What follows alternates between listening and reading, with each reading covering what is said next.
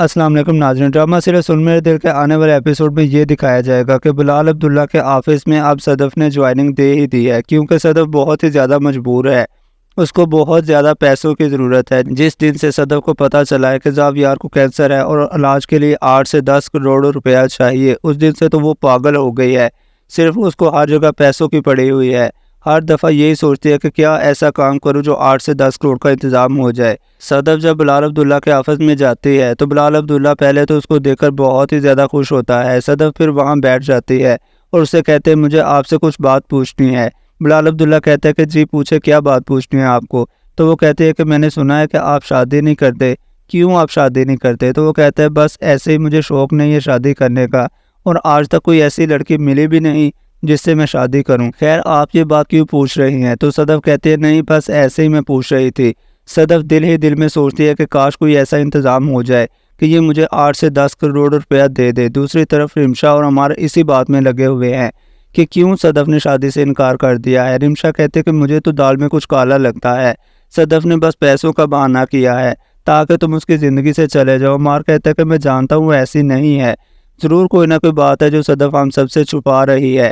رمشا کہتے ہیں دیکھو لڑکیاں ایسی ہی ہوتی ہیں، جب ان کو انکار کرنے کی کوئی وجہ نہیں ملتی تو کوئی نہ کوئی بہانہ بنا کے ٹال دیتی ہیں۔ عمار کہتا ہے اس کی آنکھوں میں اور اس کا چہرہ سب کچھ صاف صاف بتا رہے ہیں، اس کی آنکھیں اور اس کا چہرہ اس بات کی گواہی دے رہے ہیں کہ صدف جھوٹ بول رہی ہے، اس کو پیسوں کی ضرورت ہے، لیکن وہ وجہ کیا ہے یہ نہیں بتا رہی۔ دوسری طرف بلال عبداللہ انتہا سے زیادہ خوش ہے، کیونکہ صدف کو اس نے جب پہلی بار دیکھا تھا وہ تو تبھی اسے پسند کر بیٹھا تھا۔ بلال عبداللہ دل ہی دل میں سوچتا ہے اگر یہ سب کچھ چل کیا رہا ہے، ایسا کیوں ہے کہ جس لڑکی کو میں نے پہلی نظر دیکھا تھا اور مجھے اتنی زیادہ اچھی لگنے لگ گئی تھی، اور آج قدرت کا اشارہ اس کو کیا سمجھوں کہ اب وہ میرے آفس میں بھی آ گئی ہے اور بالکل میرے سامنے بیٹھی ہوئی ہے۔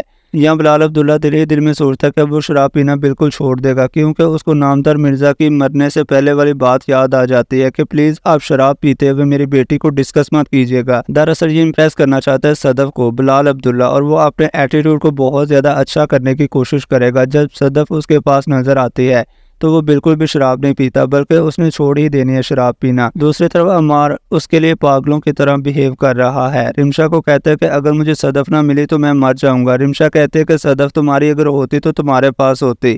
میں تمہیں بتاتی چلوں کہ اگر تم اس سے پیار کرتے تو ایک جگہ ٹکے رہو، اگر وہ تمہاری ہوئی تو بالکل تمہارے پاس واپس آ جائے گی، لیکن اگر وہ تمہاری نہ ہوئی، تمہارے نصیب میں نہ ہوئی، تو وہ آ کر بھی چلے جائے گی۔ عمار پاگلوں کی طرح پیسے اکٹھے کرنے لگ جاتا ہے۔ دیکھے 25 سے 30 کروڑ کا انتظام کر لیتا ہے عمار صدف کو جب یہ بات پتہ چلتی ہے تو وہ کہتی ہے کہ تم کیا 25-30 لاکھ روپے کا انتظام کر رہے ہو؟ تو وہ کہتا ہے میں تم سے بہت زیادہ پیار کرتا ہوں اور یہ سارے کے سارے پیسے تمہارے لیے جمع کر رہا ہوں۔ تو صدف کہتی ہے پیار تو میں بھی تم سے کرتی ہوں، لیکن یہ پیسے مجھے نہیں چاہیے اور یہ پیسے بالکل بھی کافی نہیں ہیں۔ یہ کہہ کر وہ وہاں سے چلے جاتی ہے اور 25 سے 30 لاکھ روپے جو عمار نے اس کے لیے جوڑے ہوتے ہیں اس کو واپس کر دیتی ہے اور کہتی ہے کہ اب دوبارہ مت آنا۔ پھر صدف آفس چلے جاتی ہے۔ پھر اسے دوبارہ اس کی ملاقات بلال عبداللہ سے ہوتی ہے۔ بلال عبداللہ کہتا ہے صدف میں آپ سے ایک بات کرنا چاہتا ہوں۔ وہ کہتے ہیں جی بولیں۔ وہ کہتا ہے کہ کل آپ نے مجھ سے ایک بات پوچھی تھی کہ میں شادی کیوں نہیں کرتا اور کیا میں انٹرسٹڈ ہوں دوسری لڑکیوں میں۔ آپ نے مجھ سے یہ بھی پوچھا تھا کہ میں ایک لڑکی کو کتنے پیسے دے سکتا ہوں۔ تو میں آپ کو یہ بتاتا چلوں کہ اچھی اور شریف گھرانے کی لڑکیوں کی کوئی قیمت نہیں ہوتی، میرے پاس ان کے لیے کوئی بھی پیسہ نہیں ہے۔ یہ لڑکیاں تو اتنی مہنگی ہوتی ہیں، اتنی انمول ہوتی ہیں کہ اگر میں اپنی ساری کی ساری جائیداد بھی بیچ دوں ان کے لیے تو میں پھر بھی ان کو خرید نہیں سکتا۔ شریف کی کوئی قیمت نہیں ہوتی، یہ تو قیمت ہوتی ہے صرف عام عورتوں کے لیے جو ہم دے دیتے ہیں۔ صدف کہتے ہیں میرا وہ مطلب نہیں تھا، آپ شاید غلط ہی سمجھ گئے میری بات کو۔